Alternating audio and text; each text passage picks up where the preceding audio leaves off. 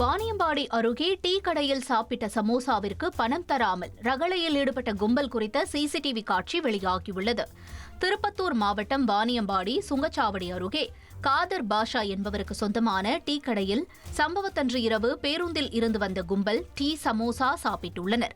சாப்பிட்ட சமோசாவின் அளவை குறைத்து கூறி பணம் கொடுத்துள்ளனர். இதுகுறித்து கேட்ட கடையின் உரிமையாளரை பேருந்தில் வந்த நபர்கள் தாக்கியுள்ளனர். கடையின் ஷோகேஸ் கண்ணாடியை உடைத்து பொருட்களையும் வீசி ரகளையில் ஈடுபட்டுள்ளனர்.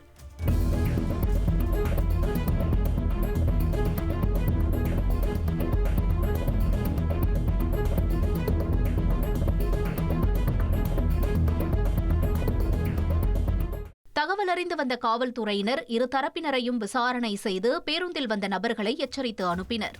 ட்ரெண்ட ஃப்ரெண்ட் ஆக்கிக்கோங்க. தந்தி டிவியின் சப்ஸ்கிரைபர்ஸ் அண்ட் ஃபாலோவர்ஸ் குடும்பத்துல நீங்களும் இணையுங்க.